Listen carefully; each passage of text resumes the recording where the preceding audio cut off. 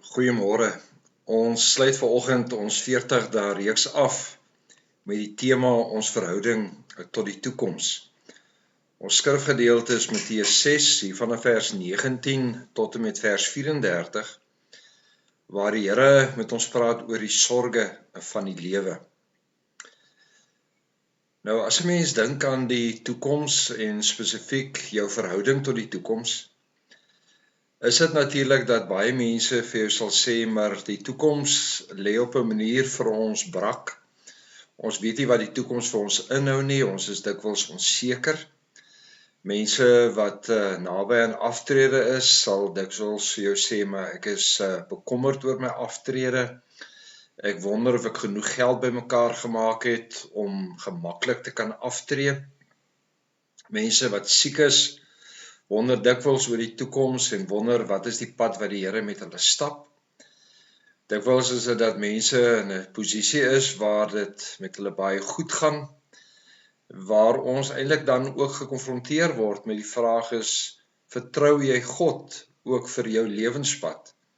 Of stel jy jou vertroue in aardse besittings, in geld en dit wat jy het? En wat gaan gebeur wanneer dit met jou swaar gaan? En wanneer jy van hierdie besittings of geld verloor, is ek dan nog steeds op 'n plek waar ek die Here kan loof en erken as die Here wat sorg en voorsien. Ek dink in die lewe is daar baie dinge wat ons kom beroof van hierdie vreugde van sekerheid. Dikwels negatiewe gedagtes, dikwels is dit baie bekommernisse en stres. En stres maak dat 'n ou dikwels in die nag wakker lê, dat dit jou tyd steel, jou slaap steel en eintlik op 'n manier vir jou siek maak en jou moeg maak vir die pad wat voor lê. Nou kom die Here vanoggend in hierdie gedeelte en hy kom help ons om te sê, ek wil hê dat julle vir my moet vertrou, maar ek wil hê dat julle oë moet rig op die koninkryk van God en julle sal beywer vir my werk. En ek wil sommer net 2 verse lees hier uit Matteus 6 van vers 31 staan daar, julle moet julle dus nie bekommer en vra wat moet ons eet of wat moet ons drink of wat moet ons aantrek nie. Dis dinge waaroor ongelowiges begaan is. Julle hemelse Vader weet tog dat julle dit alles nodig het. En beywer julle allereers vir die koninkryk van God en vir die wil van God, dan sal hy julle ook al hierdie dinge gee. Nou as 'n mens hier van vers 19 gaan kyk, kan 'n mens die gedeelte amper vergelyk soos asof die Here met my besig is om te stap deur die dorp of te stap deur die lewe. En ek eintlik met hom praat oor my bekommernis, oor my angs, oor die onsekerheid van die toekoms.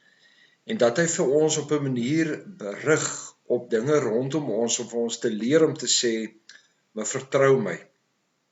As 'n mens hier in vers 19 gaan kyk, begin hy eintlik in die gedeelte om vir ons te sê, dis belangrik dat julle nie julle sekerheid in aardse besittings moet soek nie, maar dat julle vir julle eerder skatte in die hemel bymekaar maak. Beywer julle eerder vir die Here en vir God se wil in julle lewe, as wat julle dink dat besittings gaan vir julle sekuriteit gee in julle lewe. Dis dikwels so dat mense hulle dikwels so afsloof en hulle self ontneem van tyd met God en met hulle naaste en met hulle familie, dat hulle so besig is om aardse besittings en geld na te jaag, dat hulle verleer om die ritme van die lewe te leer en om lief te hê en om die wil van God te soek in hulle lewe. Daarom is dit dat hierdie gedeelte begin deur te sê, maar soek vir julle skatte in die hemel, want aardse skatte gaan verlore, die dag as jy wegval, dan kan jy niks met jou saamneem nie. Hierso van vers 22 sê hy dat die lamp van die liggaam is die oog. Hy sê vir ons, pas op waarmee julle, hoe julle kyk na die lewe. Want jou oë kan maak dat jy of lig sien, hoop sien, of jy kan donkerte sien. En dikwels is dit dat hierdie donkerte, hierdie negatiewe gees en oorkritiese denke ook vreugde uit jou lewe kom vat en dit kom steel. En maak dat jy nie God se hand in jou lewe kan raak sien nie. Daarom moet ons opstaan elke oggend en gaan nadink, wat is die goed waaroor ek vanoggend dankbaar is?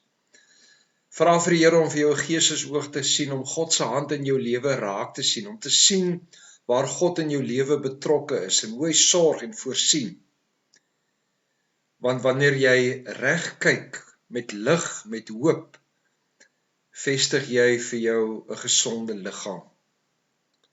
Dan stap hy met ons verder en hy sê, as mense wat dikwels hulle sekuriteit soek in geld, en dat mammon die afgod word in hulle lewe, dat hulle besittings meer vertrou, as wat hulle vir God vertrou in hulle lewe.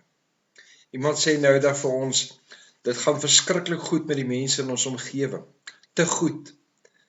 En eintlik wil hy daardeur kom sê, dat ons dikwels dink, dat ons met ons geld, dinge kan regmaak, en dat ons vertroue so in geld stel, dat dit my status bepaal, my manier van lewe bepaal, hoe ek kyk na myself en hoe ek na mense kyk.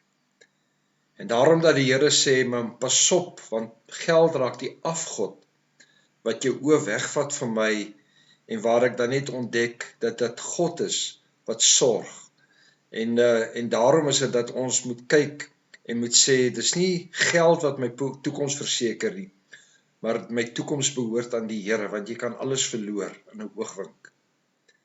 En daarom sluit hy die gedeelte af deur te sê, gaan kyk na die natuur, kyk hoe die Here vir die voëls sorg, en vir die wilde diere, hoe hy hulle pragt vir hulle versier en voorsien.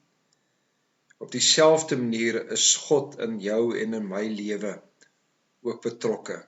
Daarom moet ons gaan kyk na verhale in die Bybel wat vir ons herinner om te sê, God is teenwoordig, God is by ons.